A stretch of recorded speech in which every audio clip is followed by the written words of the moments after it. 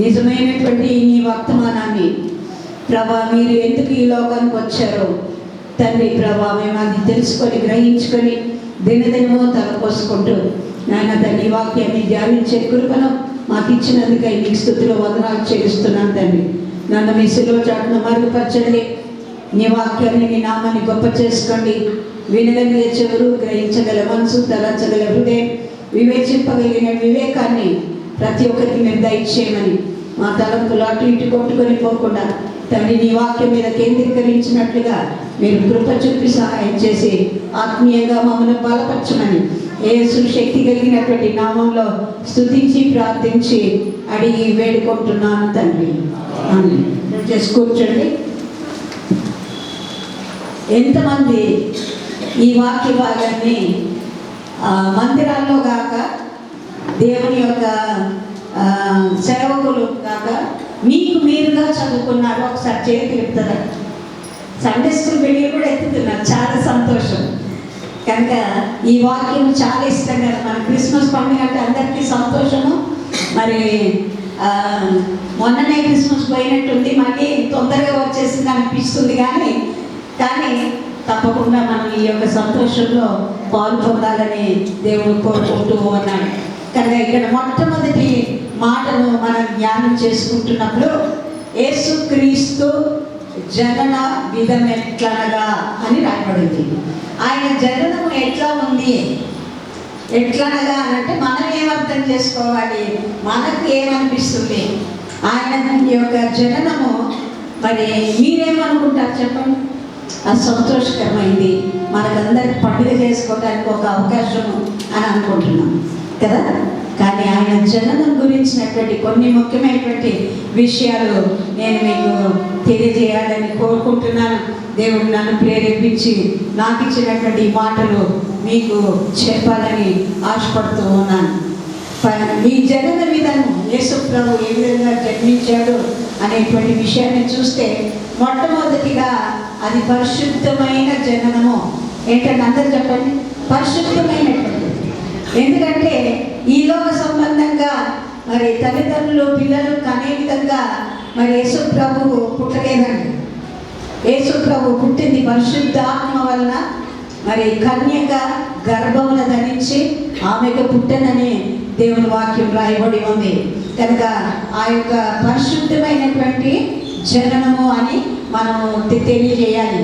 మొట్టమొదటిగా అన్నిలోకి మనకి మాట చెప్పాలి, యేసు ప్రభు యొక్క జన్మం పరిశుద్ధమైనది. ఎందుకంటే ఆ యొక్క చదవబడినటువంటి వాక్య భాగంలో మనం చూసినట్లయితే అక్కడ యోసేపుతో దేవదూత చెప్తున్నటువంటి మాట ఏంటంటే, నీ భార్య అయిన మరియను చేర్చుకొనుటకు నీవు భయపడకము, ఆమె గర్భము ధరించినది పరిశుద్ధాత్మ వలన అని రాయబడింది. కనుక పరిశుద్ధమైనటువంటి జననము. ఆరంభంలో చూసినట్లయితే, రెండవదిగా మనం చూసినట్లయితే ఈ ప్రవచనాత్మకమైన జననం. పాత నిబంధన గ్రంథంలో దాదాపుగా మరి 10 వచనాలు యేసు ప్రభు గురించి జన్మం గురించినటువంటి ప్రవచనాలు ఉన్నాయి. అవన్నీ కూడా కొత్త నిబంధనలో నెరవేర్చబడటానికి కొన్ని వందల సంవత్సరాలు ఆ యొక్క వాక్యాన్ని, ప్రవచనాన్ని దేవుడు ప్రవక్తల ద్వారా పలికించాడు. వారికి బయలుపరిచినప్పుడు వాళ్ళు పలికారు. ఆ పలికినటువంటి మాటలు పరిశుద్ధ గ్రంథంలో, పాత నిబంధన గ్రంథంలో రాయబడినది. కనుక కన్యక గర్భమున ధరింపబడినది అని రాయబడింది. కనుక అందరు కన్యకలు అంటే ఆ రోజుల్లో మరి యూదులుగా ఉన్నటువంటి చిన్నపిల్లలందరినీ 3 సంవత్సరాలు అప్పుడు మరి మరియమ్మను తీసుకొని వెళ్ళి తన తల్లి ఆ యొక్క ఆశ్రమంలో అంటే ఆ దేవాలయంలో వదిలిపెట్టిందంట.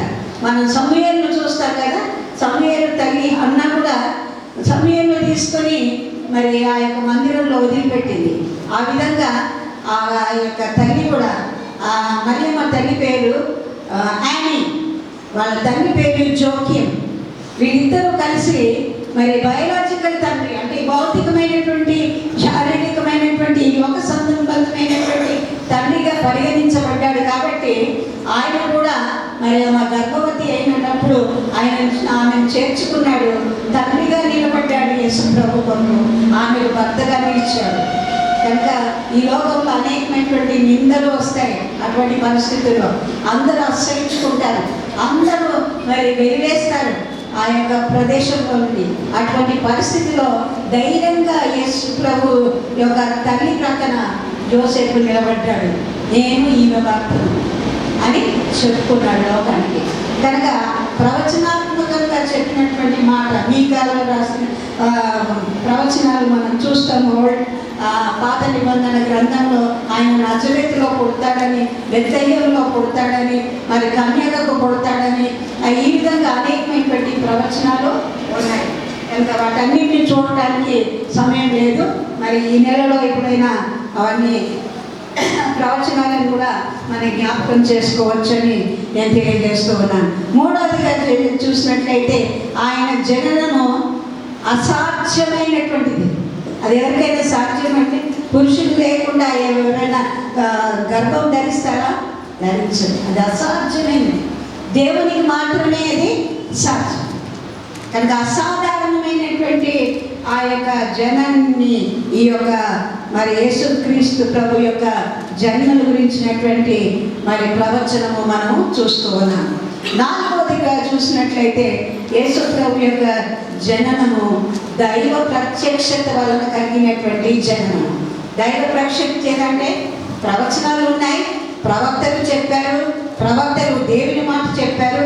అదేవిధంగా పరిశుద్ధాత్మతో కన్యక గర్భవతి అవుతుందని మరి యోసేపుకు దేవదూత వచ్చి స్వప్నమందు తెలియజేసి, అదేవిధంగా దేవదూత వచ్చి గాబ్రియేలు దూత వచ్చి మరియమ్మకు చెప్పి దయాప్రాప్తురాలుగా నీవు కుమారుని కంటావు. ఆ క్రింద వాక్యంలో మనం 2వ అధ్యాయంలో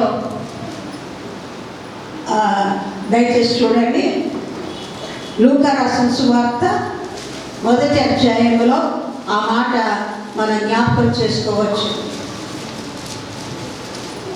లూకా రాసిన సువార్త 26 1వ అధ్యాయం 26వ వచనం. 6వ నెలలో గాబ్రియేలు దేవదూత గలిలయలోని నజరేతు ఊరిలో దావీదు వంశస్థుడైన యోసేపు అను ఒక మనుషునికి ప్రదానం చేయబడిన కన్య యొద్దకు దేవుని చేత పంపబడను. గాబ్రియేలు దూత మరి ఈ యొక్క నజరేతు అనేటువంటి ఊరిలో ఉన్నటువంటి మరి మరియమ్మ దగ్గరికి మరి పంపబడ్డాడు. ఆ తర్వాత 29-30 వచనాల్లో మనం చూసినట్లయితే ఆమె ఆ మాటకు బహుగా తొందరపడి ఈ శుభవచనం ఏమిటో అని ఆలోచించుకొనుచుండగా దూత మరియా భయపడకు, దేవుని వలన నీవు కృప పొందితివి, ఇదిగో నీవు గర్భం ధరించి కుమారుని కని ఆయనకి యేసు అని పేరు పెట్టుదువు. కనుక ప్రభువు నీ తోడై ఉన్నాడు కనుక సర్వోన్నతుని కుమారుడు అనబడును, ప్రభు అయిన దేవుడే ఆయనకు తండ్రి అయి ఉన్నాడు అని ఈ మాటలో గాబ్రియేలు దూత సెలవిస్తూ ఉన్నాడు. కనుక ఈ విధంగా మనము దైవ ప్రత్యక్షతను యేసు ప్రభు యొక్క జననంలో మనము చూడగలుగుతాం. కనుక ఈ రోజుల్లో మనం చూసినట్లయితే యూదా కుటుంబాల్లో యెరూషలేములో ఉన్నటువంటి యూదులందరూ కూడా వాళ్ళు పుట్టినటువంటి ఆ తల్లిదండ్రులను మొదలుకొని వెనక్కి 10 తరాల వరకు వాళ్ళ పేరు తెలియాలి. వాళ్ళకి వాళ్ళ తాత ఎవరు, వాళ్ళ ముత్తాత ఎవరు, ముత్తాతల తాత ఎవరు, ఈ విధంగా 10 తరాలు వాళ్ళకి తెలిసి ఉండాలి. మన పిల్లలకు తెలుసా అండి? ఈ రోజులు అమ్మమ్మని అంటే తెలియదు, నాన్నమ్మలు అంటేనే తెలియదు. కూడా అమ్మమ్మలు నాన్నమ్మలు ఊళ్ళో ఉంటారు, మర్చిపోతారు. కానీ 10 తరాల వరకు వాళ్ళు అది పెట్టుకోవాలి. కనుక యేసు ప్రభు యొక్క జననము ఏ విధమైనది అంటే వంశావళిలలో వరుస క్రమంలో వచ్చినటువంటి ఆ యొక్క వంశావళిలో వచ్చినటువంటి వాడు. కనుక అబ్రహాము నుండి మీరు మత్తయి రాసిన సువార్త 1వ అధ్యాయం చదివినట్లయితే మా అబ్రహాము నుండి దావీదు వరకు, దావీదు నుండి తర్వాత మరి చెరకు కొనిపోబడే వరకు, ఆ తర్వాత 14 తరాల వరకు ఉండి ఆ వంశక్రమంలో యేసు ప్రభు వచ్చాడు. అర్థమైందండి? ఆయనకు వంశావళి ఉంది. ఆయన ఎక్కడో ఒక దగ్గర ఒక తల్లికి పుట్టి నేనే దేవుడినని 30 సంవత్సరాలు అయిన తర్వాత ప్రకటించబడలేదు. పుట్టినది మొదలుకొని ముందు వెనక తరాలు కలిగినటువంటి వంశావళి కలిగినటువంటి జననం కలిగినటువంటి యేసు ప్రభు. ఆ తర్వాత చూసినట్లయితే మనము సువార్తను అందించినటువంటి జననం. మనమందరం ఒక ఉద్దేశమో ఒక తలంపుతో దేవుడు మనల్ని పుట్టించాడు, కానీ మనకు తెలియదు అదేంటో. కానీ యేసు ప్రభువుకు తెలుసు ఆయన ఎందుకు ఈ లోకానికి వచ్చాడు. ఎందుకు వచ్చాడండి? సువార్తను అందించడానికి యేసు ప్రభు వచ్చాడు. ఆ సువార్త ఏంటంటే 21వ వచనంలో ఉంది. ఆమె ఒక కుమారుని కలను కనుక తన ప్రజలను వారి పాపముల నుండి ఆయనే రక్షించును. కనుక ఆ రక్షణ సువార్త, నశించిపోతున్నటువంటి వారు పాపములో బంధకాల్లో మరి శారీరకమైనటువంటి బంధకాల్లో బంధింపబడినటువంటి వారు, సాతాను చేత బంధింపబడినటువంటి వారిని విడిపించడానికి యేసు ప్రభు వచ్చాడనేటువంటి ఆ యొక్క సువార్తను ప్రకటించినటువంటి జననం. ఆ తర్వాత మనం చూసినట్లయితే దేవుడే మానవుడై ఈ లోకానికి వచ్చినటువంటి జననం. దేవుడు మానవుడు కావాలంటే ఎంత కష్టమండి. మనుషులు దేవుళ్ళు కాలేరు, కానీ దేవుడు మనుషుడై వచ్చాడు, నరరూపిగా ఈ లోకానికి వచ్చాడు. ఎందుకు వచ్చాడు అని మనం ప్రశ్నించుకుంటే మానవులు దేవుణ్ణి చేరుకోలేరు.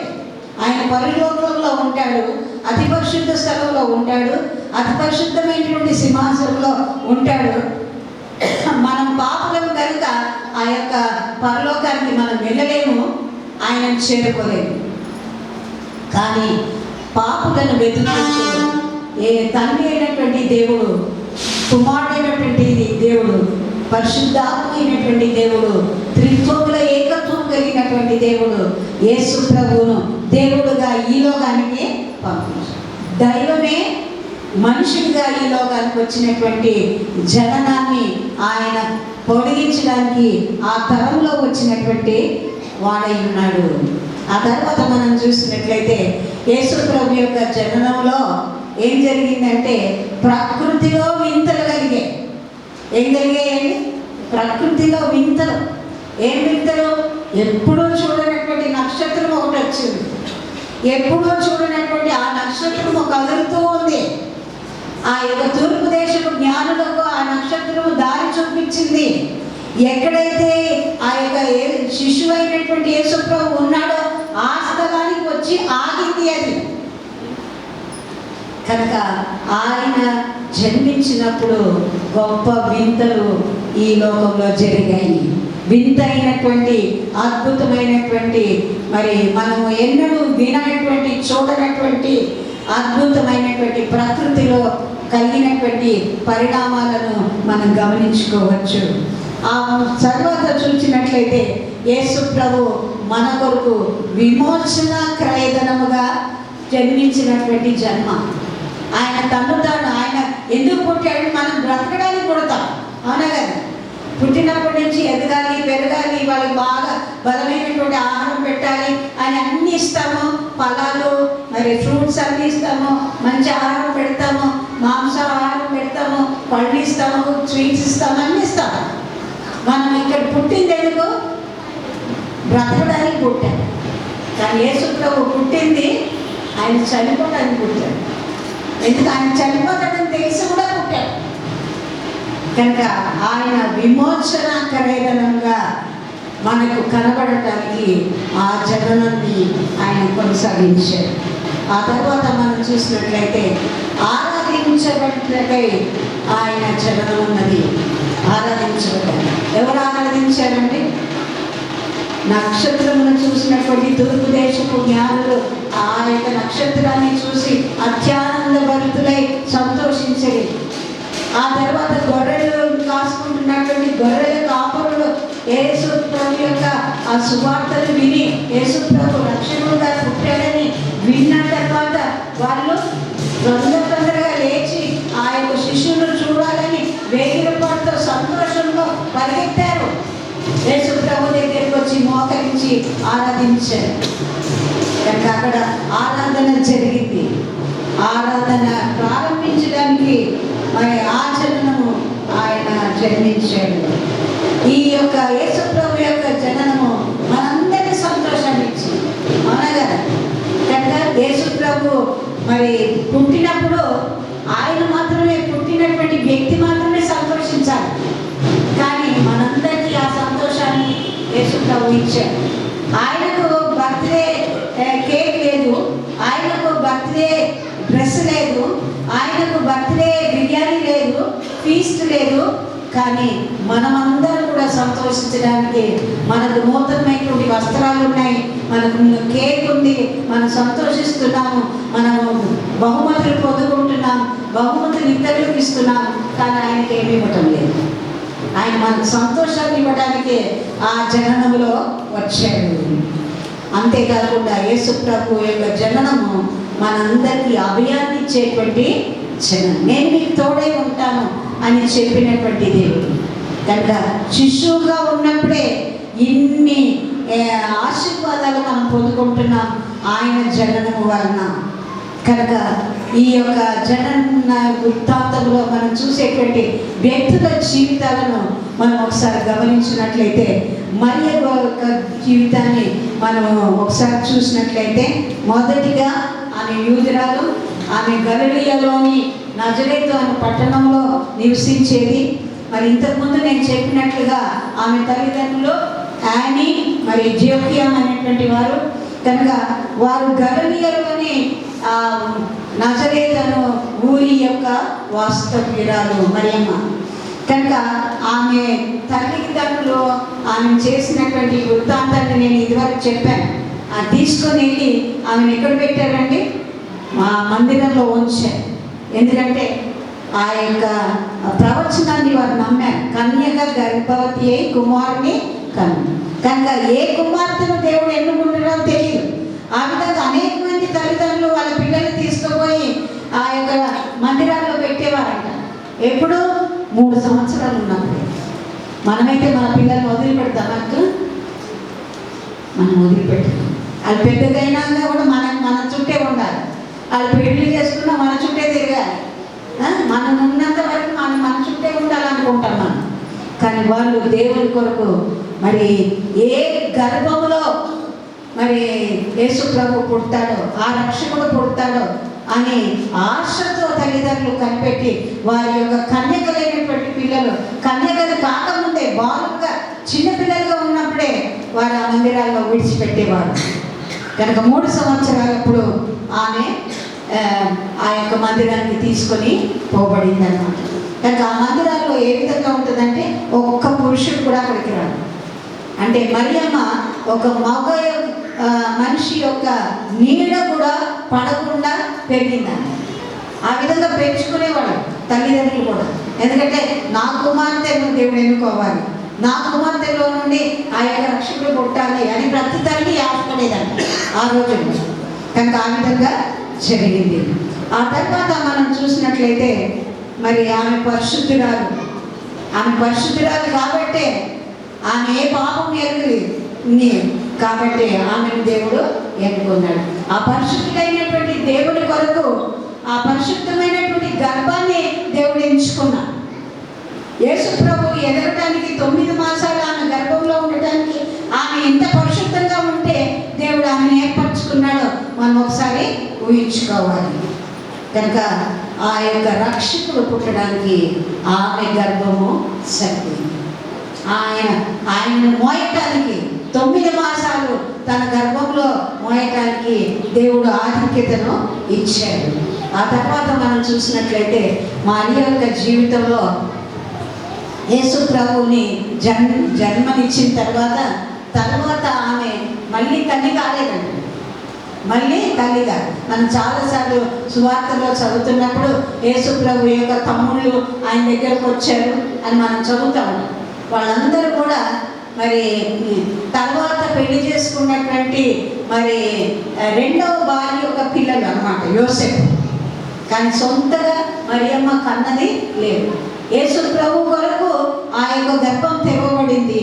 యేసు ప్రభు పుట్టిన తర్వాత మరియమ్మ గర్భం మూయబడింది అని మనం గ్రహించాం. అంత పరిశుద్ధంగా దేవుని కొరకే ఆమె జీవించడానికి తను ఇష్టపడింది అన్నమాట. కనుక మరి పరిశుద్ధుడైనటువంటి దేవుడు ఆ గర్భంలోనికి రావడానికి అదొక ద్వారంగా ఏర్పరచుకున్నాడు అన్నమాట. కనుక ఆ ద్వారం గుండా ఆ గర్భంలో ప్రవేశించి అందులో ఎదిగి మళ్ళీ ఆ శిశువుగా పుట్టిన తర్వాత ఆ గర్భము మోయబడింది. కనుక ఆమె ఏ పాపము ఎరగనటువంటి నీతిమంతురాలైనటువంటి పరిశుద్ధురాలైనటువంటి స్త్రీగా పరిగణింపబడింది. మనం చూసినట్లయితే క్యాథలిక్ విశ్వాసంలో ఆమెను సెయింట్ అంటారు, మరియమ్మ తల్లి అంటారు. ఆమెనే పూజిస్తారు కూడా దేవుడిలాగా. కానీ మనము పూజించం. ఎందుకో కూడా నేను చెప్తాను. ఇక్కడ కూడా చాలామంది మరి క్యాథలిక్ సంఘాలకు వెళ్ళే వాళ్ళు ఉన్నారు, ఆ మందిరాలు చూడాలని ఆశపడే వాళ్ళు ఉంటారు. మనం ఒకవేళ అనారోగ్యంగా ఉంటే ఎవరి దగ్గరికి వెళ్తామండి? డాక్టర్ దగ్గరికి వెళ్తాం. అవునా కదా? వెళ్తారా లేదా? అందరూ చెప్పండి. డాక్టర్ దగ్గరికి వెళ్తాం. కానీ డాక్టర్ తల్లి దగ్గరికి వెళ్ళాం కదా, వెళ్తామా? డాక్టర్ తల్లికి డాక్టర్ కోర్స్ ఏం తెలుసు, ఏ మందులు ఇవ్వాలి ఏం తెలుసు. కనుక డాక్టర్ దగ్గరికి వెళ్ళాలి, కానీ డాక్టర్ తల్లి దగ్గరికి వెళ్ళకూడదు. మనం పాపం అనే రోగంతో బాధపడుతున్నాము. ఆ పాప రోగానికి పోగొట్టాలంటే డాక్టర్గా ఉన్నటువంటి ఆ రక్షకుడైనటువంటి యేసుప్రభు దగ్గరికే వెళ్ళాలి. కానీ చూడటానికి వెళ్తారు, నాగపట్నం అంటారు. మరి ఇక్కడ కూడా చాలా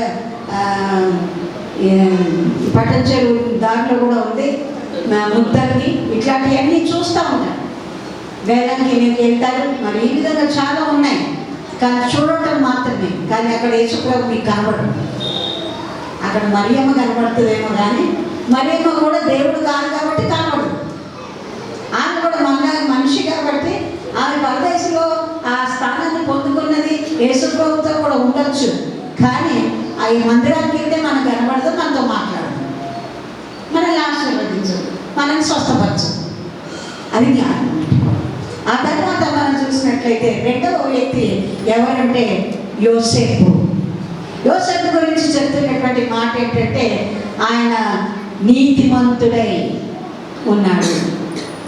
నీతిమంతుడై ఉన్నాడు. చాలా మంచివాడు అనమాట. ఆయన వడ్రంగి పని చేసేవాడు. ఆ వడ్రంగి పనిలో నిపుణత కలిగినటువంటి వాడు. ఆమె ప్రధానం చేయబడింది కనుక మరియమ్మతో ప్రధానమైంది. కానీ ఆయన ఇంటికి వచ్చాడు. ఎందుకు వస్తాడో తెలుసండి? యూదులు అది ప్రదానం చేసుకున్న తర్వాత పెళ్లి కుమార్తెను ఒప్పందం చేసుకున్న తర్వాత ఆమె కొరకు, వివాహం కొరకు, కుటుంబం కొరకు అంత సంపాదించాలి. మనం ఈ లోకంలో ఏం చేస్తామంటే తల్లిదండ్రులు సంపాదిస్తే కట్నాలు ఇస్తాం. తల్లిదండ్రులు సంపాదిస్తే వారి డబ్బు ఖర్చు పెట్టి పెళ్లి చేసుకుంటాం. కానీ యూదులు అట్లాగా సొంతగా కష్టపడాలి, సొంతగా డబ్బులు తెచ్చుకోవాలి, పెళ్లి చేసుకోవాలి, తన గుడారం ఏర్పాటు చేయాలి, ఆ ఇంటికి తన భార్యను తీసుకొని వెళ్ళాలి.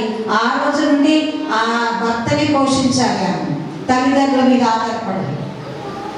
కనుక ఆయన కష్టపడి పని చేసేవాడు. కనుక ప్రదానం చేయబడింది. ఆయన ఈ ఊరికి వచ్చాడు, తన ఇంటికి వచ్చాడు, వడ్రంగి పని చేస్తా ఉన్నాడు అన్నమాట. రాత్రి భాగాలు చేస్తూ ఉన్నాడు. ఎందుకు? తిరిగి వెళ్ళి మరియమ్మని పెళ్లి చేసుకోవాలి. కనుక ఆ పెళ్ళికి కూడా ఆ మరియమ్మ దగ్గరికి ఎప్పుడో పోతాడు. మనకి ఆ డేట్ తెలియదు. మనం ఇప్పుడు ఏం చేస్తామంటే డేట్ రాస్తాము, పెళ్లి డేట్ రాస్తాము, టైం రాస్తాము, ఆ పలానా డేట్కి పెళ్ళి అవుతుందని. అక్కడ పెళ్లి కుమారుడు ఎప్పుడు సిద్ధంగా ఉంటాడో, అన్ని పెళ్లి కుమార్తెకు సిద్ధం చేస్తాడో, పెళ్లి కుమార్తె ఇంటి వారికి కూడా, వాళ్ళ తల్లిదండ్రులు కూడా బహుమతులు తీసుకొని సిద్ధపరచుకుంటాడో అప్పుడు వెళ్తాడన్నమాట. అది అర్ధరాత్రి కానీ, పగలు కానీ, ఉదయం కానీ, వేకుజామున కానీ ఎప్పుడైనా వెళ్ళవచ్చు. అప్పుడు పెళ్లి జరుగుతుంది. అందుకనే పెళ్లి కుమారుడు వస్తాడు, మీరు మెలకుగా ఉండము అని మత్తయి రాసిన సువార్త 25వ అధ్యాయంలో ఒక ఉపమానం చెప్పబడింది. అక్కడ 10 మంది కన్యకలు ఉన్నారు. వాళ్ళు కూడా సిద్ధపడ్డారు, వివాహం కొరకు సిద్ధపడుతున్నారు. కనుక ఆ విధంగా యోసేపు కూడా సిద్ధపడుతూ ఉన్నాడు వివాహం కొరకు. కనుక ఆ తర్వాత కూడా ఆయన సొంత తండ్రి కాదు కదా యేసుప్రభుకి. నాకు పుట్టలేదు కదా అని నిర్లక్ష్యంగా వదిలేయచ్చు కదా, వదిలేదు. ఆయన నమ్మకంగా ఆ పరిశుద్ధాత్మ ఏ మాటలైతే ఆయనకు చెప్పాడో, ఏ మాటలైతే మరియమ్మతో ఆ గాబ్రియేలు గురించి చెప్పిందో ఆ మాటలను దేవుని మాటలుగా నమ్మాడు. ఆయన దేవుడు అంటే విశ్వాసం ఉంది, దేవుని మాటకు ఆయన లోబడ్డాడు. కనుక మరియమ్మ పక్కన భర్తగా నిలబడ్డాడు. జ్ఞానులు వచ్చినప్పుడు మరియమ్మ పక్కన ఉన్నాడు, గొల్లలు వచ్చినప్పుడు పక్కన నిలబడ్డాడు. నేనే యేసు ప్రభువు తండ్రి. ఎంత గర్వంగా ఫీల్ అయి ఉంటాడంటే ఆయన, రక్షకుడికి నేను తండ్రిని అది లోకానికి చూపెట్టుకున్నాడు ఆయన. కనుక తన బాధ్యతలను కూడా నెరవేర్చాడు. యేసు ప్రభు నాకు పుట్టలేదని వదిలేయలేదు. యేసు ప్రభువుకి 8వ దినాన మరి మందిరానికి తీసుకొని వెళ్ళి సున్నతి చేయబడటానికి మరియమ్మతో కూడా వెళ్ళాడు. కనుక యేసు ప్రభువుని చంపాలని చూస్తున్నటువంటి ఆ హేరోదు యొక్క భయానికి నజరేతు నుండి ఐగుప్తు నుండి నజరేతుకు మరి తిరుగుతూ వచ్చాడు. యెరూషలేముకు వెళ్తున్నాడు, తిరిగి మళ్ళీ వచ్చాడు నజరేతుకు. కనుక ఆ విధంగా ఆ కాలంలో కార్లు లేవండి, ఏసీ కార్లు లేవండి, బస్సులు లేవు, ట్రైన్లు లేవు, ఫ్లైట్లు లేవు. గాడిద మీద ఎక్కించుకొని ఆ మరియమ్మను, ఆ యొక్క చిన్న బాలుని యేసు ప్రభుని ఆయన తీసుకొని వస్తూ ఉన్నాడు. ఆయన నడుచుకుంటూ ఆ గాడిద వెంట వెళ్ళాడు. కానీ వీళ్ళని మాత్రం చాలా సురక్షితంగా కాపాడుతూ వచ్చాడు. కనుక తన యొక్క బాధ్యతను నెరవేర్చాడు ఆ విధంగా. ఆ తర్వాత మరియమ్మ ఇంకోసారి ఆయనను చూసింది ఏంటంటే, ఆయన బాలుడుగా ఉండి 12 సంవత్సరాలప్పుడు దేవాలయంలో బోధిస్తున్నాడు కదా, అప్పుడు చూసింది. 3 సార్లు చూసింది ఆమె. అప్పుడు కూడా కుమారుడు నేను బయట నిలబెట్టాను, నువ్వు ఎక్కడో తప్పిపోయావు అనుకున్నాను, యెరూషలేముకు పోయి తిరిగి వస్తుంటే నువ్వు ఆ గుంపులో ఎక్కడో కలిసిపోయి తప్పిపోయావు అనుకున్నాను అంటే ఆయన యేసు ప్రభు ఏమని చెప్తున్నాడండి, నా సహోదరి, నా తల్లి ఎవరు, నా తండ్రి చిత్త ప్రకారం చేయాలి అని చెప్తాడు. ఆయన తన మనసు నొప్పించుకోలేదు, తన మనసును నొప్పించుకోలేదు. ఆ తర్వాత మనం చూసినట్లయితే మరి యేసు ప్రభు ఆ హేరోదు ఆ యొక్క పిలాతు హింసిస్తున్నప్పుడు కూడా ఆ హింసలన్నీ చూస్తూ వచ్చింది. అందుకని ఒక ప్రవచనం ఉంది, మరియా నీ యొక్క హృదయంలో నుండి కత్తి దూసుకొని పోవునని సిమియోను అనేటువంటి భక్తుడు ప్రవచించాడు. కనుక కత్తి దూసుకొని పోయింది, తన కళ్ళారా చూసిందండి ఆ శిల్వలో వేలాడుతున్నటువంటి తన కుమారుని. మనమైతే ఏమని చేస్తాము, లవో దిగో అని మొత్తుకుంటాం కదా, అయ్యో నా కుమారుని తప్పించండి అని కాళ్ళ వేలబడతాం. ఏదైనా కానీ నాకు కుమారుని తప్పించండి అన్నాడు. కానీ తను ఆ విధంగా చేయదు. దేవుని తండ్రి చిత్తం నెరవేర్చాలని తన హృదయంలో దాచుకో. అంత ఓర్పు, అంత సహనము ఆమె కలిగి ఉన్నట్లు మనం చూస్తూ ఉన్నాం అన్నమాట. కనుక ఈ రోజుల్లో మరి 1955 సంవత్సరంలో మరి ఒక దినాన్ని నిర్ణయించారు. అదేంటంటే ఇంటర్నేషనల్ టేబుల్ డే అని చెప్తూ ఉంటారన్నమాట. అంటే ఏంటి, May 1 అక్కడ ఉన్నటువంటి యెరూషలేములో ఉన్నటువంటి వారందరూ కూడా రొట్టెలు పంచి పెడతారు పేదవాళ్ళకి రొట్టెలు పంచుతారు. కనుక దాన్ని ఏమన్నారంటే జోసెఫ్స్ టేబుల్ అన్నారు.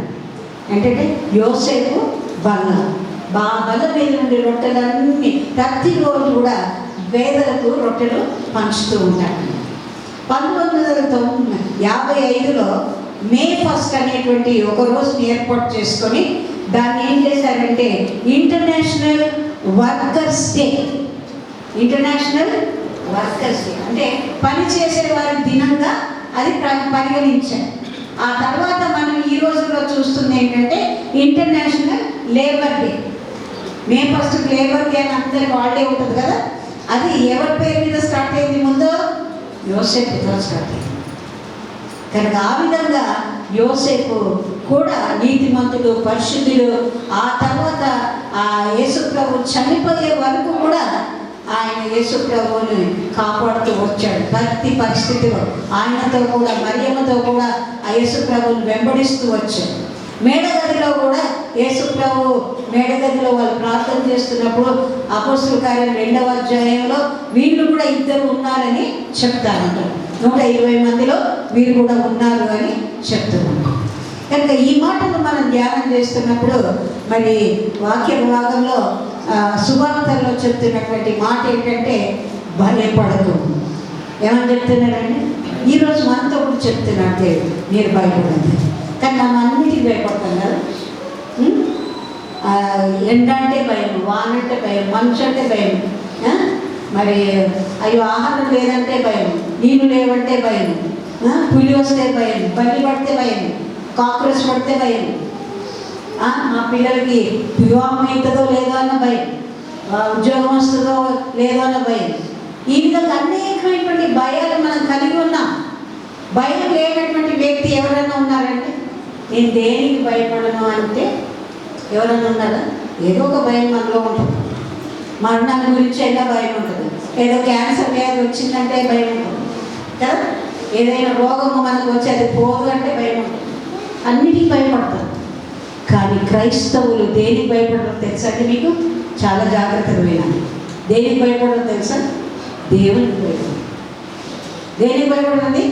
దేవునికి భయపడరు, దేవుని వాక్యానికి భయపడరు. అందుకని మరి ఈ చదవబడినటువంటి వాక్య భాగంలో మనం చూసినట్లయితే లూకా రాసిన సువార్త 1వ అధ్యాయం 30వ వచనంలో మరియమ్మతో చెప్తున్నటువంటి మాట, గాబ్రియేలు దూత చెప్తున్నటువంటి మాట ఏంటంటే మరియా భయపడుతుంది. ఏమని చెప్తుందండి? ఈరోజు మరియా అనేటువంటి చోట మీ పేరు పెట్టుకోండి, మీ పేరు పెట్టుకొని ఆ మాట చదవండి.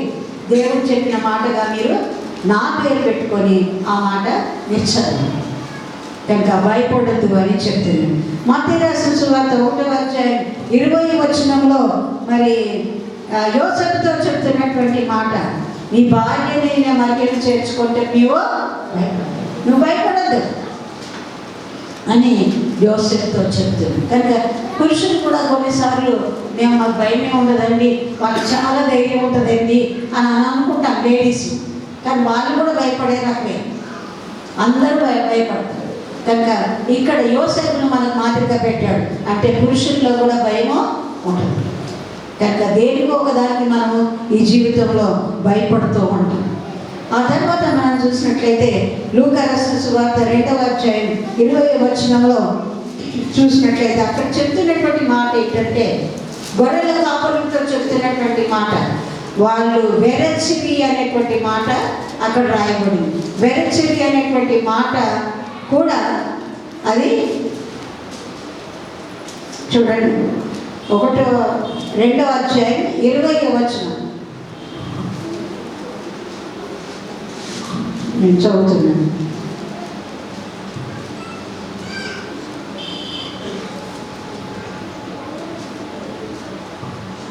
తొమ్మిదవ వచనం, సారీ. ప్రభు మహిమ వారి చుట్టూ ప్రకాశించినందున వారు మిక్కిలి భయపడవి. ఎందుకు మిక్కిలి భయపడవి అని మనం చూసినట్లయితే పరిశుద్ధమైనటువంటి సైన్య సమూహము పరలోకం నుండి దిగి వస్తుంది. దూతలు దిగి వచ్చడం మీరు ఎప్పుడైనా చూసారా? ఒక దూతను చూసింటారేమో కళలో, లేదా ఇద్దరు చూసింటారేమో మనం చదువుకున్నటువంటి వాక్య భాగాల పరిశుద్ధ గ్రంథంలో. కానీ ఇక్కడ సైన్య సమూహం దిగి వస్తుంది, పరలోకమే దిగి వచ్చిందంట. ఎవరి దగ్గరికి? కాపర్ల దగ్గర. అప్పుడు వాళ్ళు చెప్తున్నటువంటి మాట చూడండి 10వ వచనం. అయితే ఆ దూత భయపడకుడి. ఏమని చెప్తుందండి? గొర్రెల కాపర్లకు భయపడకుడి, దావీదు పట్టణమందు నేడు మీకు రక్షకుడు పుట్టి ఉన్నాడు. కనుక రక్షకుడు పుట్టి ఉన్నాడు అనేటువంటి సువార్తను ప్రకటించింది ఎవరు? దూతను ప్రకటించింది. కనుక ఈ విధంగా భయపడద్దు అని మనం ఈ వాక్య భాగంలో మనం చూస్తున్నాం. కనుక మీలో ఏదైనా భయం ఉందా? దేవుడికైనా మీరు భయపడుతున్నారా? మనకు దేవుడు ఉన్నాడు, ఆయన మనకు చెప్తున్నటువంటి మాట భయపడుతున్నాం. కనుక దేవుని యొక్క వాక్య భాగంలో 365 సార్లు రాయబడిందండి భయపడద్దు అని 365 డేస్ రాయబడి ఉంది. కనుక యేసు ప్రభువు వచ్చినటువంటి విధానం ఏంటో మనం ఒకసారి ఆయన పేర్లు ఒకసారి గమనించినట్లయితే ఆ పేర్లకు ఉన్నటువంటి అర్థాన్ని బట్టి ఆయన ఎందుకు వచ్చాడో మనకు తెలుస్తుంది అన్నమాట. మొట్టమొదటిగా యేసు ప్రభు పేరు ఏమని చెప్పిందండి దేవదూత? చెప్పండి, ఏమంటే యేసు అని పేరు పెట్టుదువు అని మనం చదివినటువంటి వాక్య భాగంలో ఉన్నది. కనుక మరి యోసేపుతో మాట్లాడుతున్నటువంటి దూత చెప్తున్నటువంటి మాట 21వ వచనంలో, ఆమె ఒక కుమారుని కనును, తన ప్రజలను వారి పాపముల నుండి ఆయనే రక్షించును గనుక ఆయనకు యేసు అని పేరు పెట్టుదురు. యేసు అనేటువంటి మాటకు అర్థం ఏంటండి? రక్షకుడు, రక్షకుడు మరి అని చెప్పబడుతుంది. కనుక గ్రీక్ భాషలో ఈ యొక్క మాటకు ఏమని అర్థం ఉంది అంటే, మరి యెహోషువా అనేటువంటి పదం వాడబడింది గ్రీక్లో. దానికి అర్థం ఏంటంటే రిడీమర్, విమోచించేవాడు అని అర్థం. ఆయన రక్షకుడు, ఆయన విమోచకుడు. ఆయన రక్షకుడు మనల్ని రక్షిస్తాడు, మన పాపాల నుండి రక్షిస్తాడు, సాతాను బంధకాల నుండి రక్షిస్తాడు, మనం ఏ స్థితిలో పడిపోతున్నామో ఆ బలహీనతల నుండి మనల్ని రక్షిస్తాడు, మనల్ని కాపాడుతాడు, శ్రమలలో నుండి మనల్ని రక్షిస్తాడు, ఒకవేళ గుంటలో పడి ఉంటే అక్కడ నుండి మనల్ని లేవనెత్తి మనల్ని రక్షిస్తాడు, రోగముగా ఉంటే మనల్ని రక్షిస్తాడు. కనుక ఈ విధంగా ప్రతి సమయంలో కూడా దేవుడు మనల్ని రక్షిస్తూ వస్తాడు. అంటే రక్షణ అంటే కాపుదల. కాపుదలలో ఆయన రెక్కల క్రింద మనము దాచబడుతున్నాం. ఆయన రక్షకుడు, ఆయన నీ పాపముల నుండి ఆయన నిన్ను విడిపిస్తాడు. ఆయన రక్షకుడు. పాపాలను క్షమించడానికి ఎవరికి అధికారం ఉందండి? మనుష్య కుమారునికి తప్ప ఈ లోకంలో ఎవరికి కూడా పాపాలు క్షమించేటువంటి అధికారము లేదు. కనుక ఆయన రక్షకుడు, ఆయనే క్షమించేటువంటి దేవుడు. ఆయన పేదలను, బీదలను, మరి కృంగిపోయినటువంటి వారిని, పడిపోయినటువంటి వారిని, వ్యక్తిగతంగా ఒంటరిగా ఉన్నటువంటి వారిని, ఏమి లేనటువంటి వారిని ఆయన రక్షిస్తాడు, ఆయన కాపాడతాడు, వాళ్ళని పోషిస్తాడు, వారికి ఎటువంటి ఆపద కలగకుండా కాపాడతాడు. రెండవదిగా మనం చూసినట్లయితే రిడీమర్. రిడీమర్ అంటే విడిపించేవాడు. ఏంటంటే రిడీమర్ అంటే విడిపించాడు. కనుక పాత నిబంధన గ్రంథంలో నేను అధికసారి చెప్పాను, ఒక బానిసను కొనుక్కోవాలంటే వాళ్ళు ఏం చేస్తారు? ఒక వెండి నాణ్యాలు 20-30 వెండి నాణ్యాలు చెల్లించి ఆ దాసుని కొనుక్కుంటారు. కనుక ఆ పాపము దాస్యంలో ఉన్నటువంటి మనల్ని తన యొక్క రక్తం ఇచ్చి మనల్ని విమోచించాడు. హెబ్రీ పత్రికలో చెప్తున్నటువంటి మాట, ఆయన వెండి బంగారముల చేత మనల్ని విమోచించలేదు. ఎద్దులు, గొర్రెలు, మేకలు వీటి రక్తం చేత మనల్ని విమోచించాడు. ఆయన తన స్వరక్తం ఇచ్చి మనల్ని విడిపించాడు. ఇది క్రిస్మస్ వర్తమానం. మనల్ని విడిపించడానికి వచ్చాడు. పాప బంధకాల్లో ఉన్నటువంటి మనల్ని విడిపించాడు. శారీరకమైనటువంటి బలహీనతలు ఉన్నటువంటి మనల్ని విడిపించడానికి వచ్చాడు. మన హృదయంలో అన్నీ ఉన్నాయి. ఇర్మియా గ్రంథం 17:9 ప్రకారంగా మన హృదయం భయంకరమైనటువంటి పరిస్థితిగా ఉన్నది.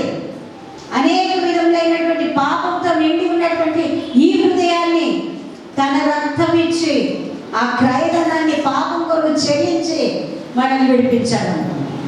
అందుకని యేసు ప్రభు ఈ లోకానికి వచ్చాడు. అందుకని యోబు ఆ యేసు ప్రభు రాకముందే చెప్తాడు, నా విమోచకుడు సజీవుడు, నేను ఆయనను నమ్ముకుంటాను. కనుక మనకి ఏదైనా శాపం ఉందా? కుటుంబంలో ఉందా? వ్యక్తిగతంగా ఉందా? వంశపారంపర్యంగా ఉందా? ఆ యొక్క శాపాన్ని అంతా కూడా మనల్ని విమోచించడానికి వచ్చాడు. గలతీ పత్రిక 3వ అధ్యాయంలో ఆ మాటలు మనం 14వ వచనంలో చదువుతాం. ధర్మశాస్త్రం యొక్క పాపం నుండి మనల్ని విడిపిస్తాడు. కనుక పాప బంధకాల నుండి మనల్ని విడిపిస్తాడు. కనుక యేసు ప్రభు మనకు రక్షకుడుగా ఉన్నాడు. ఆయన మన కొరకు విమోచన క్రయధనముగా తన రక్తాన్ని ఇచ్చి మనల్ని విడిపించడానికి ఆయన వచ్చాడు. ఇంకొక పేరు ఉందండి, ఆయన ఇమ్మానుయేలు అని పేరు పెట్టుదరు. యేసు ప్రభు అనేటువంటి మాట ఈ లోక సంబంధమైనటువంటి పేరు. అయితే పర సంబంధమైనటువంటి మాట ఏంటంటే ఆయన ఇమ్మానుయేలు అయిన దేవుడు. ఇమ్మానుయేలు అయిన దేవుడు అంటే మాకు తోడై ఉన్న దేవుడు. తోడుగా ఉండేటువంటి దేవుడు. కనుక తోడుగా ఉండేటువంటి దేవుడు ఎవరికి తోడుగా ఉంటాడండి? నమ్మనటువంటి వారిగా. యేసుప్రభు అంటేనే ఎవరు తెలియనటువంటి వాళ్ళందరికీ తోడుగా ఉంటాడా? నువ్వు పాపంలో, అంధకారంలో, చీకట్లో పాపంతో జీవిస్తూ ఉంటే నీతో ఉంటాడా? నీ హృదయంలో అన్ని పాపాలు పెట్టుకొని అసూయ, కక్షలు, పగలు, ఈర్ష ఇవన్నీ పెట్టుకొని నీ హృదయంలో ఉంటే నీ హృదయంలో వాటన్నిటితో పాటు యేసుప్రభు నీ తోడుగా ఉంటాడా? ఉండడు. మొట్టమొదటి పేరు దగ్గరికి మనం రావాలి. ఆయన రక్షకుడుగా అంగీకరిస్తే, ఆయన రక్తం చేత ఆయన నిన్ను విమోచిస్తే ఆయన నీకు తోడుగా ఉంటాడు. అర్థమైందండి సీక్వెన్స్? ఇప్పుడు ఈక్వేషన్ మనకు రావాలి. నువ్వు రక్షకుడుగా ఆయన నీ హృదయంలో చేర్చుకుంటే నీ పాపమన్నీ నీ జీవితంలో, నీ హృదయంలో, నీ యొక్క తలంపుల్లో, ఆలోచనలో ఉన్నటువంటి పాపానికి అంతా కూడా క్షమాపణ కలగజేయడానికి ఆయన రక్తం నా మీద ఉండును గాక, ఆ రక్తంతో ప్రభా నన్ను కడుగు, శుద్ధి చేయి, క్షమించు అని అడిగితే అప్పుడు నీకు తోడుగా ఉంది. అర్థమైందండి? కనుక ఇమ్మానుయేలు అయినటువంటి దేవుడుగా మనకు తోడుగా ఉండేటువంటి దేవుడు. అవునా కదా? బైబిల్ గ్రంథంలో చాలా మంది భక్తులను మనం చూస్తాం. హేబేలుకు తోడైనాడు, అబ్రహాంకు తోడైనాడు, యోసేపుకు తోడైనాడు, దానియేలును ఆ సింహపు బోనులో తోడుగా ఉన్నాడు, షడ్రక్ మెషక్ అబేద్నెగోలను ఆ అగ్నిగుండంలో ఉండి తోడుగా ఉండి వాళ్ళతో కూడా అగ్నిలో నడిచాడు. దావీదుకు తోడై ఉండి గొల్యాతును చంపడానికి ఆయనకు శక్తినిచ్చాడు. ఎర్ర సముద్రంలో పాయలు చేయడానికి ఐగుప్తీయులతో ఉన్నాడు. వాళ్ళకి మన్నాను కురిపించాడు, వాళ్ళతో కూడా ఉన్నాడు. ప్రత్యక్ష గుడారంలో వాళ్ళతో నివాసం చేశాడు. అది మనతో ఉండాల్సినటువంటి పరిస్థితి. నీతో ఉన్నాడా? నీ కుటుంబంలో ఉన్నాడా? నీ అసహ్యమైనటువంటి జీవితం ఏదైనా నీ హృదయంలో, నీ కుటుంబంలో ఉంటే ఆయన మనతో ఉండడు అనే విషయాన్ని గుర్తుపెట్టుకో. కనుక జాగ్రత్తగా ఆయన నీకు తోడుగా ఉన్నా, దేవుడు తోడుగా ఉంటాడు అని చాలా నిర్భయంగా చెప్తాం. కానీ నిజంగా ఉన్నాడా లేదా? నిజంగా ఉన్నాడా లేదా? కయీనుకు లేడండి, అందుకే ఆయన చంపాడు. ఏశావుకు లేడు, అందుకనే తల్లిదండ్రుల మాట వినలేదు. యూదాకు తోడుగా లేడు కాబట్టి యేసుప్రభుని అప్పగించాడు. గొల్యాతుకు తోడుగా లేడు, ఆయన అన్యుడు, దావీదుతో చంపబడ్డాడు. సౌలు దేవుడిని నమ్మాడు కానీ దేవుని శక్తి మీద ఆధారపడలేదు. దావీదు అంటే ఆయన కుట్రమన్నాడు కనుక సౌలుని విడిచిపోయాడు. దేవుని ఆత్మ ఎవరిని విడిచిపోయిందంటే సౌలుని విడిచిపోయింది. కనుక ఏ పాపమైనా నీ హృదయంలో ఉంటే, ఏ పాపమైనా నీ కుటుంబంలో ఉంటే దేవుడు ఉండడు, నేను విడిచిపెట్టి వెళ్ళిపోతాడు.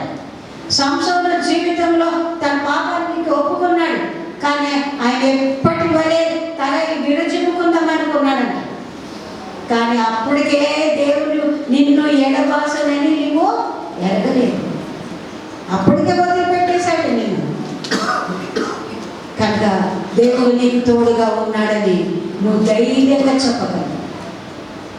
దేవుడు నిన్ను ఆశీర్వదించిన విధానం, దేవుడు నీకు చేస్తున్నటువంటి మేలులు, నిన్ను ఏ విధంగా అంచెలంచెలుగా దేవుడు నిన్ను పైకి తీసుకొని వస్తున్నాడో వాటిని బట్టి దేవుడు నీకు తోడుగా ఉన్నాడని నువ్వు నమ్మాలి. యోబుకు తోడుగా ఉన్నాడు కాబట్టి ఆయన ముందు కొద్దిగా ఉండి నా తులకు మహాభివృద్ధి నొందాడు. ఆ విధంగా దేవుడు తోడుగా ఉంటే మహాభివృద్ధి అంటారు. అందుకనే లాస్ట్గా మనం చెప్పుకునే మాట ఏంటంటే, మరి యేసుప్రభు వేలాడైంది చేయబడినప్పుడు మొదటి దొంగ ఏమని మాట్లాడుతున్నాడు? నిన్ను నువ్వు రక్షించుకో, నన్ను కూడా రక్షించుకో. రెండవ దొంగ ఏమంటున్నాడు? నీవు దేవునికి భయపడవా. అక్కడ ఎవరున్నారంటే వేలాడుతూ యేసుప్రభు ఉన్నాడు. కనుక యేసుప్రభు దేవుడై ఉన్నాడు అని ఆ దొంగ నమ్మాడు. ఈ రోజున యేసుప్రభు దేవుడుగా నీవు రక్షకుడుగా, విమోచకుడుగా నీ హృదయాన్ని ప్రతిష్ఠించుకున్నావా? కనుక క్రిస్మస్ సంతోషాన్ని దేవుడు మనకి ఇచ్చాడు. కానీ నిజమైనటువంటి సంతోషము, నిజమైనటువంటి పండుగ ఎప్పుడు మన కుటుంబాల్లో ఉంటుందంటే, ఎప్పుడు మన హృదయంలో ఉంటుందంటే, మన హృదయంలో యేసుప్రభు రక్షకుడుగా ఉంటేనే. దేవునికి అసహ్యమైనటువంటి కార్యాలు చేస్తూ మనం వింటూ ఉంటాం కదా, వైన్ షాపుల దగ్గర, సినిమా హాళ్ళ దగ్గర, క్లబ్బుల దగ్గర సీరియల్ చూస్తూ సినిమాలు చూస్తుంటే మనతో కూడా ఉంటాడా? మనకు తోడుగా ఉంటాడు ఆయన. నేనైతే అనుకోనండి, మీరు అనుకుంటున్నారేమో కానీ నేనైతే అనుకోను ఉండడేమో. కనుక వ్యక్తిగతంగా మనం ఏ విధంగా ఉండాలో మనం నేర్చుకోవాలి. దేవుడు తోడుగా ఉన్నాడని చాలా ధైర్యంగా చెప్తాడు. కానీ నిజంగా ఆయన నీ రక్షకుడై ఉంటే, నీ విమోచకుడై ఉంటే, ఆయన నీ దేవుడై ఉంటే, ఆయన పరిశుద్ధుడు కనుక నీవు కూడా పరిశుద్ధంగా జీవించాలా అని అనుకుంటేనే నీకు తోడుగా ఉంటాడు. అట్టి కృప దేవుడు మనందరికీ అనుగ్రహించునుగాక. కనుక ఎలిజబెత్ తన యొక్క కుమారుని ఏ విధంగా జకర్యాని కన్నప్పుడు కూడా వాళ్ళు భయపడ్డారు. పరిశుద్ధాత్మ వలన ప్రవచనాత్మకంగా దేవుని దూత ప్రత్యక్షమై ఎలిజబెత్కు జకర్యాకు కూడా కుమారుని అనుగ్రహించారు. మనకు కూడా కుమార్తెలను దేవుడు అనుగ్రహిస్తూ వస్తున్నాడు. ఏ ఉద్దేశంతో దేవుడు మనకు కుమార్తెలను మరి అనుగ్రహించాడు? తల్లిదండ్రులు చేసుకున్నటువంటి వాగ్దానము పిల్లల పట్ల నెరవేరాలంటే పిల్లలు దానికి విధేయత చూపు. ఒక్కొక్కసారి తల్లిదండ్రులు చేసుకున్నటువంటి ప్రమాణాలు, వాగ్దానాలు మరి పిల్లలు దాన్ని పాటించలేకపోతారు, దాన్ని లోబడలేకపోతారు. కనుక దాని విషయంలో మనం చాలా జాగ్రత్తగా ఉండి దేవుని కొరకు మన కుటుంబాన్ని ప్రతిష్ఠించుకోవాలి. ప్రభువా, నేను నీ కొరకే జీవిస్తాను, నా వలన నీకు ఎటువంటి అవమానం కలగకూడదు. మనకు డబ్బులు ఉండొచ్చు, చాలా అనేకమైనటువంటి విలువైనటువంటి వస్తువులు మనం కొనుక్కోవచ్చు, డెకరేషన్ చేసుకోవచ్చు, ట్రీ పెట్టుకోవచ్చు, క్రిస్మస్ ట్రీ పెట్టుకోవచ్చు, ఇతరులకు బహుమానాలు ఇచ్చవచ్చు. కానీ యేసు ప్రభు రక్షకుడుగా లేకపోతే నీ క్రిస్మస్ కూడా ఈలోక సంబంధమైనటువంటి ఆ దినానికి మాత్రమే నీకు సంతోషాన్ని ఇస్తుంది.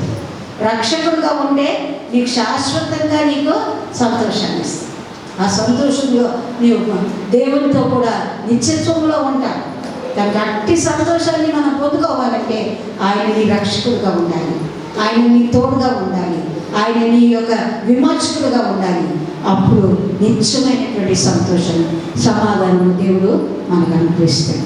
దేవుడి మాటలను దీవించును గాక. చిన్న ప్రార్థన చేసుకుంటాం. పరిశుద్ధుడైన దేవానికి స్తోత్రం. మీతబడినటువంటి వాక్యాన్ని ప్రభా తను మీరు దీవించండి, ఆశీర్వదించండి ప్రభా.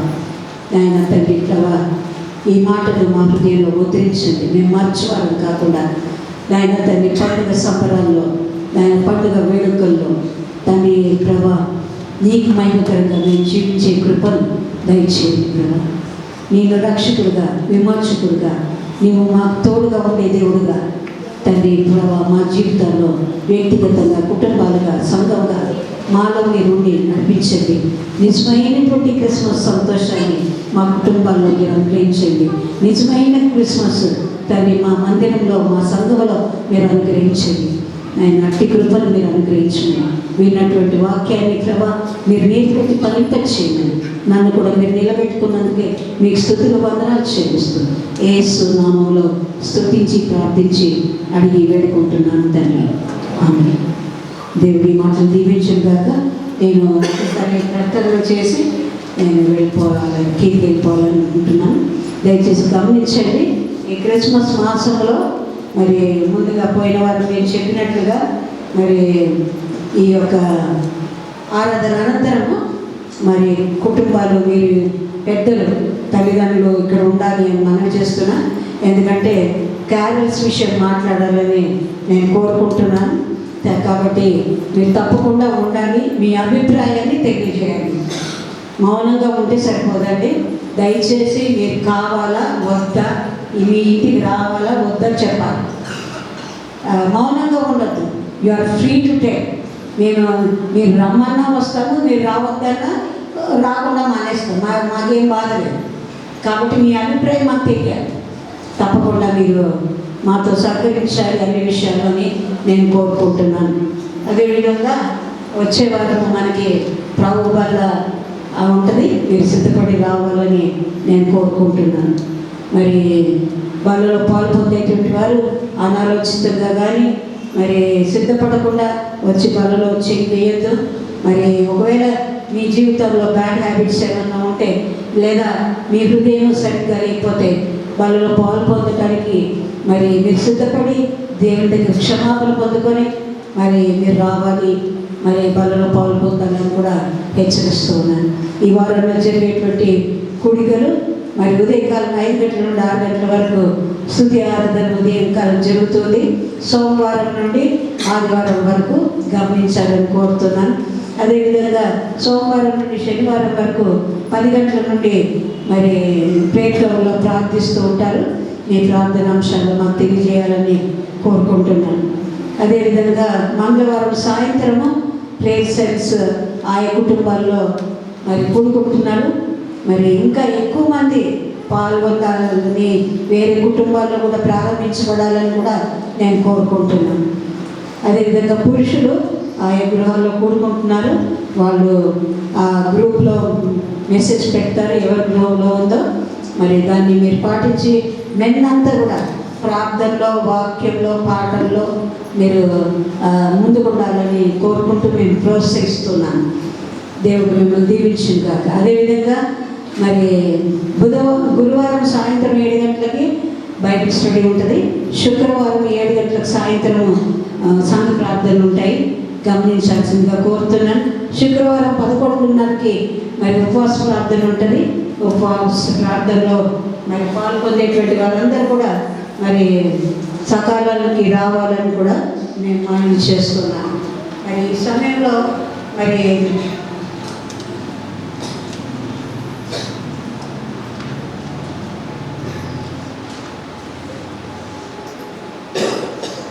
మెంబర్షిప్ విషయం కూడా నేను మీకు తెలియజేయాలని కోరుతున్నాను.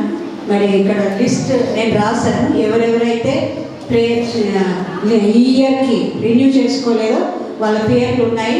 చదవమంటే చదువుతాను. చదవాలా? ఎవరిదైనా మిస్ అయితే మళ్ళీ నాకు చెప్పండి. ఈ 2024లో మెంబర్షిప్ తీసుకునేవాడు. మరి ఇంతవరకు కూడా మాకు రిజిస్టర్ ఉందండి. ఆ రిజిస్టర్లో ఏ ఇయర్ మీరు పే చేస్తున్నారో అది రాయబడింది. రిసిప్ట్స్ ఇంకా ప్రింట్ చేయలేదు. రిసిప్ట్ గురించి మేము ఆలోచించలేదు కూడా. కాబట్టి మీరు సహకరించాలని కోరుతున్నాను. మరి మెంబర్షిప్ 2024లో డ్యూ ఉన్న వాళ్ళు డేవిడ్ రాజు గారు, హేమలత గారు, సూర్యకళ వాళ్ళు, విజయ ఒలివా, జయరాజు, రామస్వామి వచ్చారు, Joseph, Rajesh Cotton, Kishore Kumar, Sudha, Sunny, Manasa, Vicky, Edward Samuel, Mallesh, Rajasekhar, Ashok Stanley, Sunitha Nagesh, Vijay Sundar, Srinivas, Sridevi, Subbarao, Shyambabu, Srinivas, Chakravarthy, Naveen, Nalla, Bhagya కారిగారి, Kranti Kumar, Vinod కారిగారి, కరుణ కుమారి, జయలక్ష్మి, శివమ్మ, పద్మాసుని, కమల. వీళ్ళు ఈ 2024లో పే చేయలేదు. దయచేసి మేము నేమ్స్ చదివినందుకు మీరు ఏం బాధపడద్దు. మీకు తెలియాలని నేను బయటకు వచ్చేలాగా మీరు వెళ్ళిపోతున్నారు కాబట్టి కలవలేకపోతున్నాను. దయచేసి మీరేమనుకోవద్దు. నేను నేమ్స్ అందరి ముందు చదివానని. ఇది మన సంఘమే, మన సంఘస్థుల ముందే మనం చదువుకున్నాం కాబట్టి మీరు బాధపడాల్సినటువంటి అవసరమే లేదు. దయచేసి సంఘంతో సహకరించండి. ఈ ఆరాధన తర్వాత తల్లిదండ్రులు మీరు ఉండాలని నేను కోరుతున్నాను. దేవుడి ఈ యొక్క ప్రకటనను దీవించండి.